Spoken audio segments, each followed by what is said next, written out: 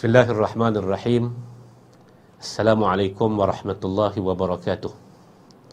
Innal hamdalillah nahmaduhu wa nasta'inuhu wa nastahdihi wa nastaghfiruh wa na'udzu billahi ta'ala min shururi anfusina wa min sayyiati a'malina. Innahu may yahdihillahu fala mudhillalah wa may yudlil fala hadiyalah. Asyhadu an la ilaha illallah wahdahu la syarikalah huwa arhamur rahimin wa ahkamul hakimin.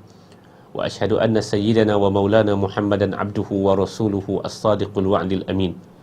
Allahumma salli wa sallim wa zid wa barik ala habibina al-mustafa wa nabiyyina al-mujtaba Muhammad wa ala alihi at-tahirin at-tayyibin wa ala sahabatihi ghurril mayamin umana'i da'watihi wa qadati alwiyatihi wardallahumma anna wa anhum birahmatika ya arhamar rahimin, amma ba'd. Sidang penuntun rahimakumullah, ada satu ungkapan yang sering disebut oleh para sarjana kita, antaranya yang sering disebut oleh seorang Syekh Ratib An-Nabulsi hafizahullah, mudah-mudahan Allah Ta'ala memelihara beliau. Beliau menyebut satu ungkapan yang disebut al-haqiqatul murrah afdalu alfi marrah minal wahmil murih.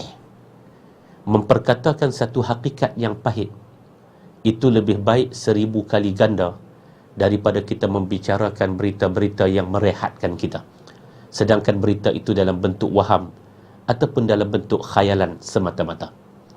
Saudara, kalau kita baca dalam Al-Quranul Karim, khususnya ayat yang ke-55 daripada surah An-Nur, kita akan jumpa tentang janji Allah Subhanahu wa Ta'ala. Allah Subhanahu wa Ta'ala menyebut, wa'adallahu alladhina amanu wa 'amilus salihat la yastakhlifannahum fil ard kama istakhlafal ladzina min qablihim wa la yumakkinanna lahum dinahum allazi irtada lahum wa la yubaddilannahum min ba'di khawfihim amna. Kata Allah Subhanahu wa Ta'ala menjanjikan kepada orang yang beriman dan kepada orang yang beramal saleh, Allah menjanjikan 3 perkara. Dan inilah bila kita baca ayat ini dan kita melihat kepada realiti umat ini, akan menyebabkan kita terpaksa berbicara perkara yang hakikat, realiti yang berada di hadapan kita. Apa janji Allah? Janji Allah yang pertama, la yastakhlifannahum fil ard. Allah akan memberikan kekuasaan kepada orang yang beriman dan beramal saleh di atas muka bumi ini. Kuasa yang diberikan itu adalah kuasa istikhlaf, kuasa pentadbiran penuh diberikan, ataupun kita sebut sebagai kuasa besar, itu berada di tangan umat Islam. Itu janji Allah Subhanahu wa Ta'ala. La yastakhlifannahum fil ardi kama istakhlafal ladzina min qablihim. Allah akan memberikan kepada mereka kekuasaan di muka bumi sebagaimana Allah telah memberikan kekuasaan kepada orang-orang yang sebelum daripada mereka. Janji yang pertama. Janji Allah yang kedua, Allah Subhanahu wa Ta'ala menyebut wala yumakkinanna lahum dinahumul ladzii irtada lahum. Allah Subhanahu wa Ta'ala menjanjikan bahawa Allah akan menjadikan agama ini, agama yang diisytiharkan sebagai agama yang sempurna dan agama yang lengkap, yakni agama Islam. Allah Ta'ala sebut dalam surah Al-Ma'idah berkaitan dengan kesempurnaan dan kelengkapan agama ini. Allah Ta'ala kata, al-yawma akmaltu lakum dinakum. Hari ini aku telah sempurnakan bagi kamu agama kamu. Wa atmamtu alaikum ni'mati, dan aku cukupkan bagi kamu nikmatku. Wa raditu lakumul islam dina, dan aku redha Islam ini menjadi agama kamu. Allah Subhanahu wa Ta'ala menyebut Islam ini diredai oleh Allah sebagai agama, dan agama ini dijanjikan oleh Allah untuk berada sebagai kuasa dominan di atas muka bumi. Wala yumakkinanna lahum dinahumul ladzii irtada lahum. Allah Ta'ala sebut Allah akan menentukan dan Allah menjanjikan kepada orang yang beriman bahawa agama ini, yakni agama Islam yang diredai oleh Allah, akan menjadi sebuah agama yang dominan di atas muka bumi. Yang ketiga, Allah Ta'ala menyebut wala yubaddilannahum min ba'di khawfihim amna.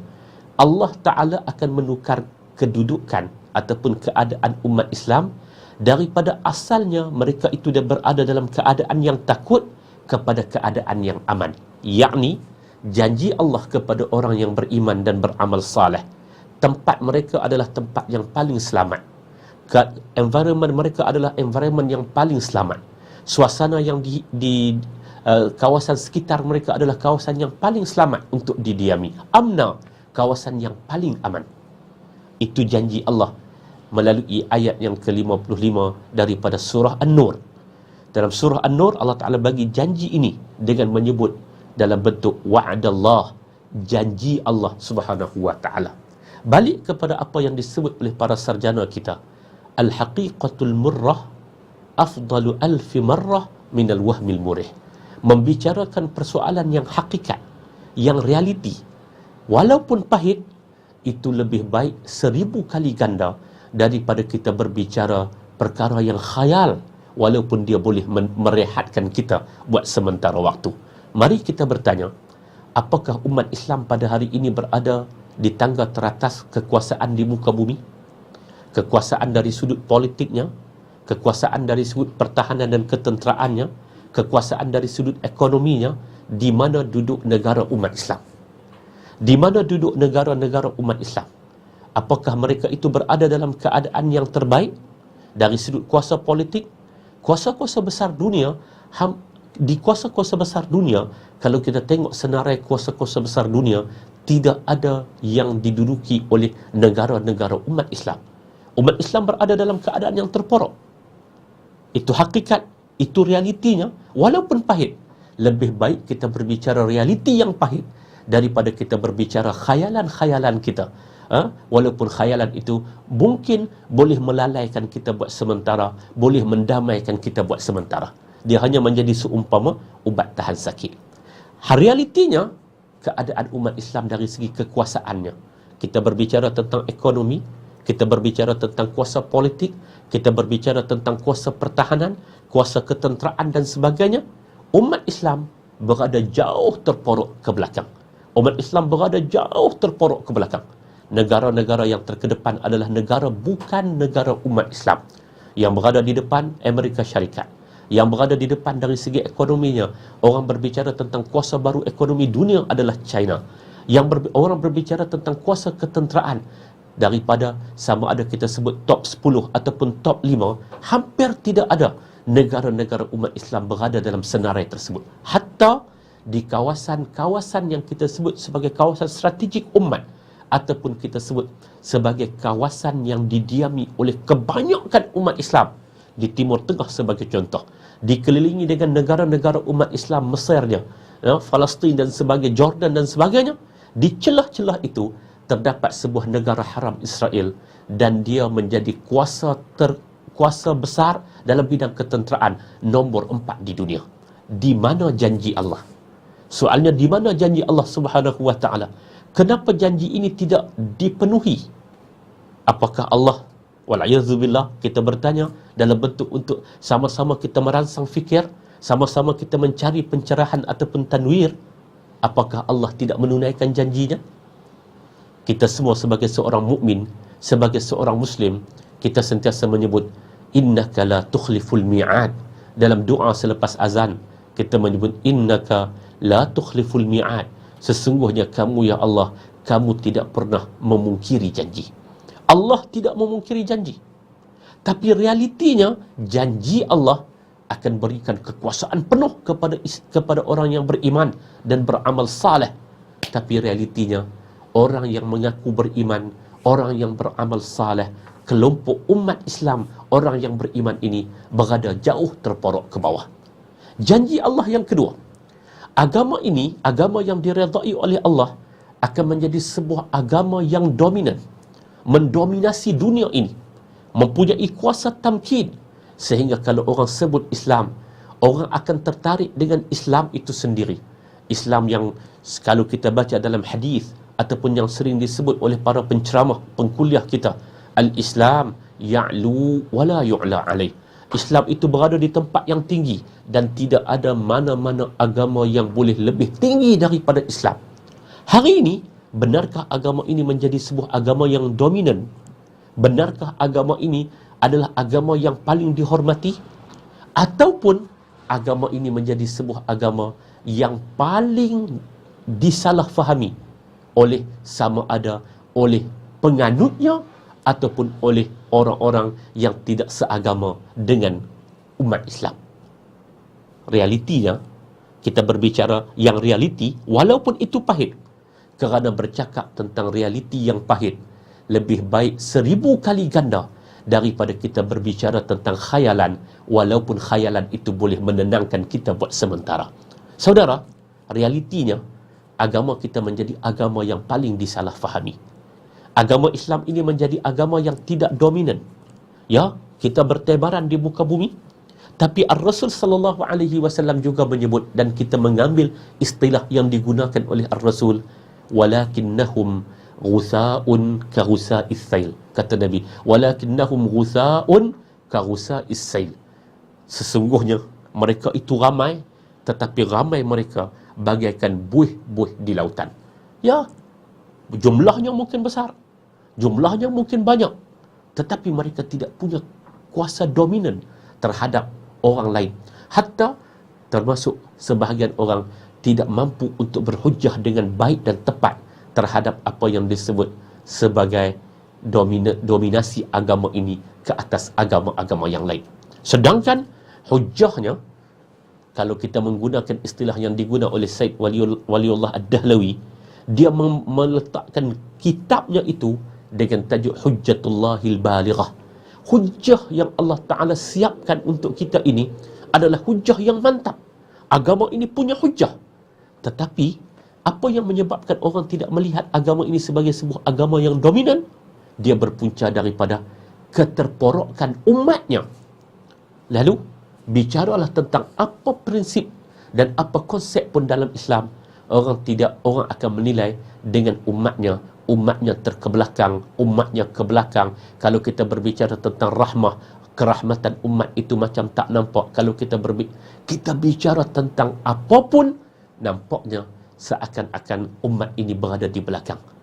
Menyebabkan agama yang mereka anuti itu dilihat sebagai agama yang tidak dominan di atas muka bumi ini. Apakah Allah memungkiri janji? Wal'iyadzubillah. Kita bertanya sekadar untuk sama-sama kita mengetuk pemikiran kita, mencari pencerahan, mencari tanwir. Apakah Allah tidak menunaikan janjinya? Wal'iyadzubillah. Kita kata ma'azallah. Sesekali kita tidak akan menyebut tentang Allah yang tidak hak. Allah Tuhan yang tidak pernah memungkiri janji. Yang ketiga, Allah menjanjikan al-amn, keamanan.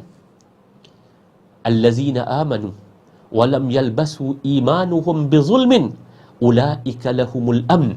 Kata Allah, orang-orang yang beriman dan mereka tidak mencampur adukkan dengan kezaliman ketika mereka beriman, ulaika lahumul amn, bagi mereka itu diberikan keamanan. Hari ini kita berbicara dengan skala umat, kita tidak berbicara dengan skala negara ataupun kelompok ataupun individu, tetapi kita berbicara skalanya adalah skala umat, seluruh umat Islam. Hari ini kalau kita berbicara tentang keselamatan, umat Islam adalah umat yang paling tidak selamat. Umat Islam pada hari ini, wilayah-wilayah umat Islam adalah wilayah yang tidak selamat.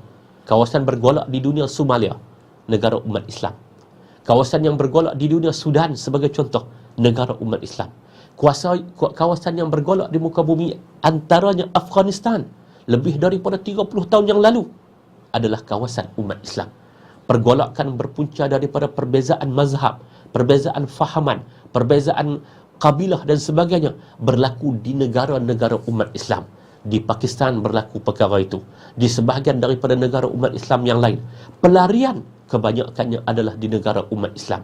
Peperangan, kita boleh gunakan sama ada peperangan itu disebut sebagai peperangan proksi ataupun peperangan itu peperangan persaudaraan, apa istilah sekalipun, ia berlaku di negara umat Islam. Di Syria masih berlaku dan masih berlarutan setelah bertahun-tahun perkara itu berlaku kepada umat Islam. Kalau kita berbicara tentang kawasan yang paling selamat untuk didiami, bandar-bandar yang paling selamat untuk didiami, itu bukan negara, bukan bandar-bandar umat Islam. Kita baca dalam senarai, kawasan mana yang paling selamat untuk didiami dalam ranking dunia, 1 hingga 10, kita tak jumpa mana-mana bandar yang di majoritinya umat Islam ataupun kita sebut sebagai bandar umat Islam. Tak ada. Janji Allah, Allah Ta'ala sebut, Allah akan memberikan keamanan kepada umat ini setelah sebelumnya umat ini berada dalam keadaan yang takut. Mereka berada dalam keadaan yang takut. Allah Ta'ala kata, Allah wala yubaddilannahum min ba'di khawfihim amna. Allah menjanjikan kepada mereka bahawa Allah akan menukarkan kedudukan mereka daripada takut kepada keadaan yang aman, keadaan yang damai, keadaan yang selamat. Komuniti mereka menjadi komuniti yang paling selamat. Masyarakat mereka masyarakat yang paling selamat. Kawasan umat Islam adalah kawasan yang paling selamat. Itu janji Allah. Tetapi realitinya, al-haqiqatul murrah, kita berbicara tentang realiti yang pahit, itu lebih baik 1000 kali ganda daripada kita berbicara tentang khayalan yang mengasyikkan. Walaupun dia boleh mengasyikkan kita buat sementara, tetapi itu adalah khayalan. Benarkah tempat duduk umat Islam pada hari ini bukan aman? Tidak aman. Umat Islam diarahkan, umat Islam di Palestin, itu di tanah air mereka sendiri, mereka ditindas dan sebagainya. Apakah Allah tidak menunaikan janjinya? Sekali lagi, wal'iyadzu billah, Allah Ta'ala Tuhan yang dia tidak pernah memungkiri janji. Allah Ta'ala la yukhliful mi'ad, dia tidak pernah memungkiri janjinya. Dia adalah Tuhan yang tidak akan memungkiri janji. La zawalul kaun ahwanu 'ala Allah min alla yuhaqqiqa wa'dah. Allah Ta'ala kalau dia nak menghancurkan muka bumi ini sekelip mata, itu lebih mudah bagi Allah daripada Allah Ta'ala tidak menunaikan janjinya. Tetapi kenapa keadaan umat Islam begitu? Kekuasaan mereka tidak punya, dominasi agama mereka tidak punya, dalam masa yang sama keamanan juga, dan ketiga-tiga ini adalah janji Allah, tetapi realitinya tidak berada di hadapan umat Islam. Kenapa itu berlaku? Sudah tentu kita hanya ada dua pilihan untuk menjawab. Sama ada Allah memungkiri janji, dan kita kata ma'adzallah wal'iyadzu billah, itu bukan Tuhan kita. Allah tidak pernah tidak menepati janjinya. Innahu la yukhliful mi'ad, Allah tidak memungkiri janjinya. Lalu, ataupun pilihan yang kedua, kerana umat Islam yang dijanjikan itu masih belum mempunyai persiapan yang lengkap untuk mendapat kekuasaan di muka bumi, untuk mendapat kuasa ataupun mendapat cabaran tamkin di muka bumi, dominasi agama, dominannya agama ini di muka bumi ini, ataupun keamanan, dia berpunca daripada umat ini tidak mempunyai persiapan yang lengkap lagi. Lalu, sebagai seorang mukmin, dan kalau kita mengkaji tentang realiti yang yang amat pahit ini, kita pasti akan membuat satu kesimpulan, dan kesimpulannya adalah kesimpulan yang nyata. Semua ini berpunca daripada umat ini tidak capai kepada pewaian yang ditetapkan oleh Allah, Qadi Rabbul Izzati wal Jalal. Bagaimana Allah Ta'ala nak berikan kekuasaan di muka bumi ini? Bagaimana Allah Ta'ala nak berikan kekuasaan tamkin, dominasi agama?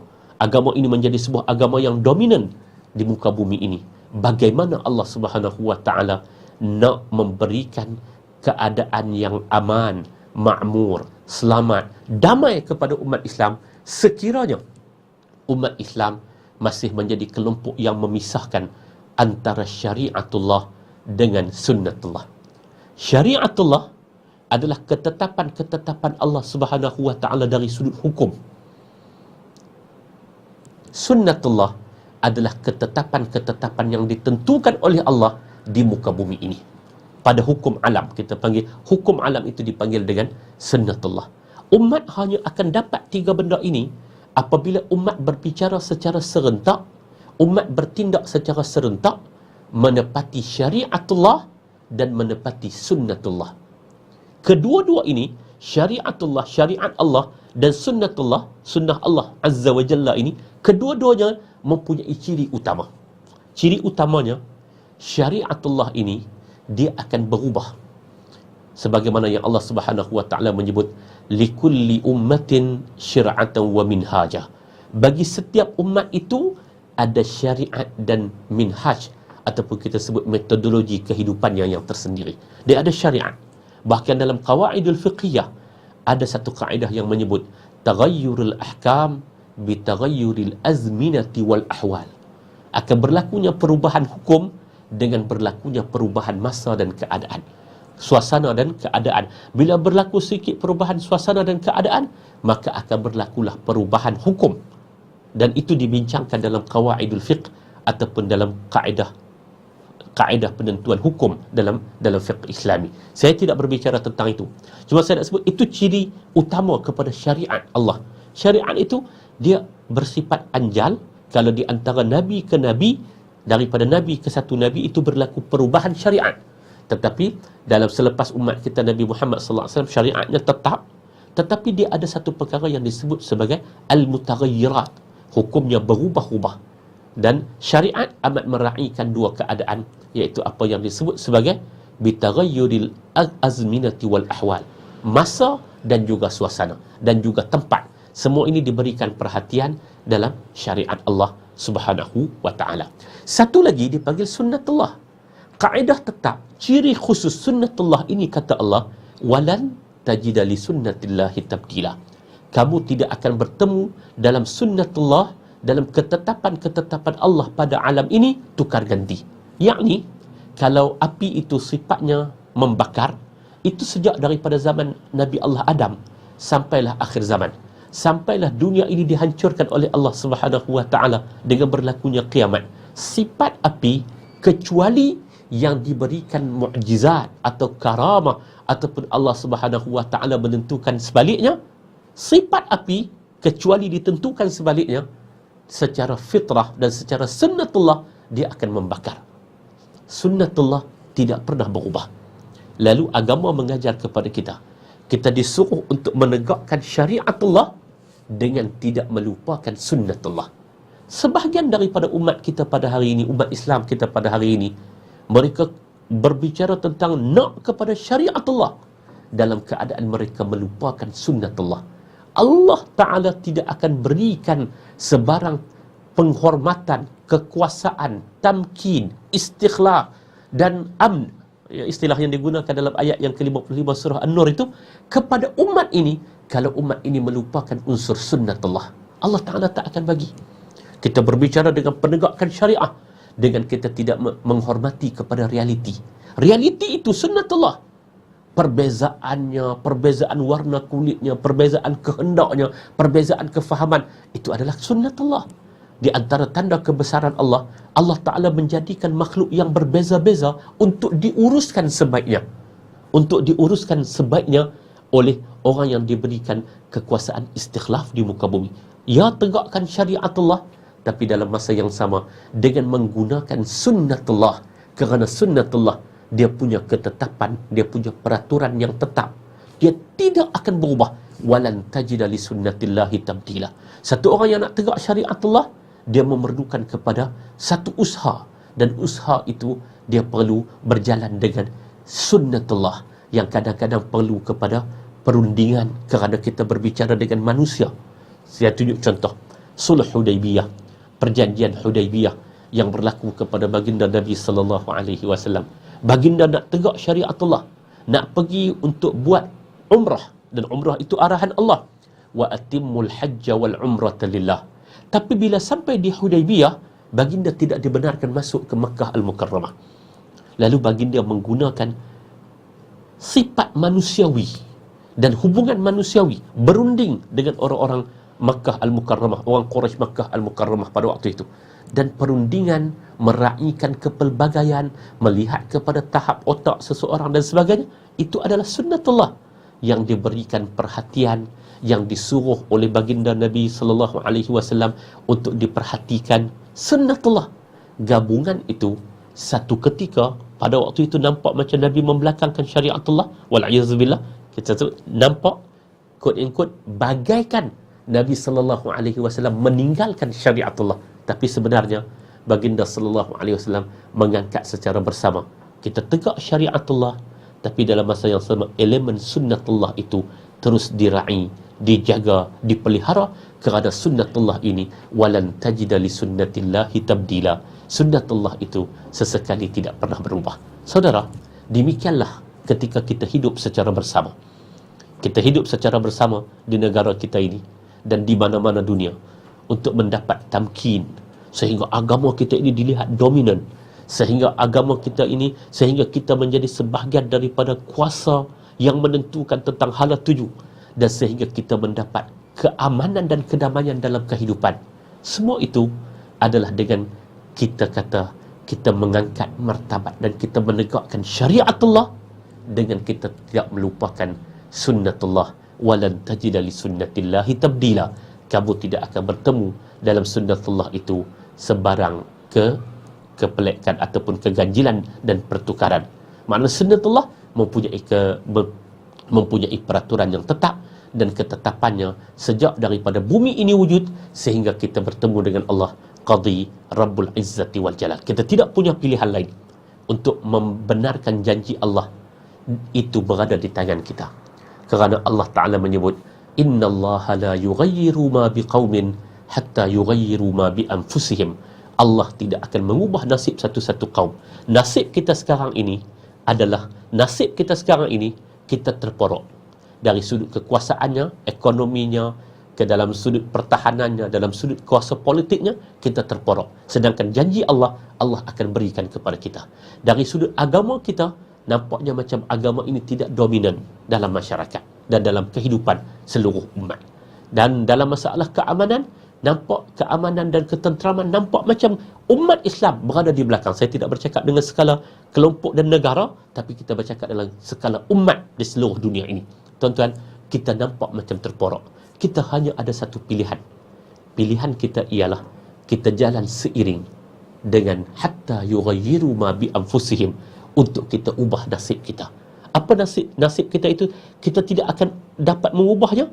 Allah Ta'ala tidak akan mengubah nasib kita, melainkan dengan kita mengubah keadaan kita. Keadaan kita itu ialah cara berfikir kita, cara yang tepat dengan Al-Quran. Cara bertindak kita, cara yang tepat dengan Al-Quran. Kita tak jadi sekelompok orang yang syariatullah, kita nak tegak syariatullah, kita nak tegak hukum Allah, dengan memperkesampingkan sunnatullah. Itu bukan kita. Mari kita gabung, kita jalan secara seiring, kita ubah kita sendiri. Kita tahu Allah akan menunaikan janjinya, dan janji itu akan berlaku hatta yughayyiru ma bi anfusihim, apabila kita sendiri mengubah keadaan kita, mengeluarkan kita daripada suasana dan keadaan yang amat membelenggu kita, dan mengeluarkan daripada keadaan yang terporok ini. Mari sama-sama kita berubah, kerana perubahan itu berada pada diri kita. Allah tidak pernah tidak menepati janjinya. Allah tidak pernah memungkiri janjinya. Allah lebih mudah baginya untuk menghancurkan alam ini dalam sekelip mata daripada Allah tidak menunaikan janjinya. Innahu la yukhliful mi'ad.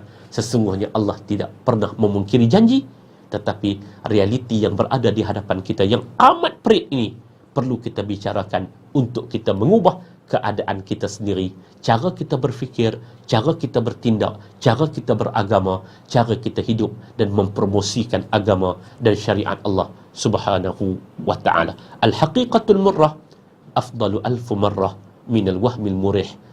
Hakikat memperkatakan satu realiti yang perit itu lebih baik 1000 kali ganda daripada kita berbicara tentang khayalan, walaupun khayalan itu akan mengasyikkan kita.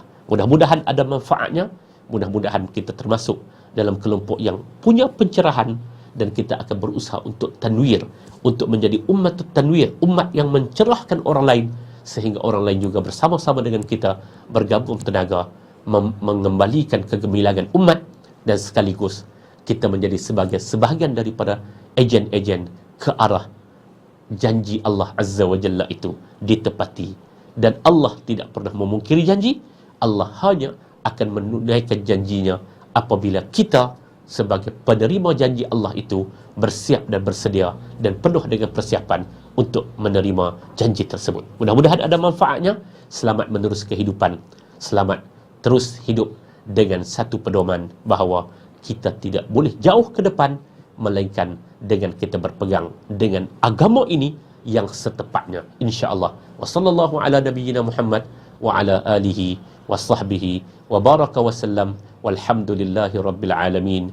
Wassalamualaikum warahmatullahi wabarakatuh.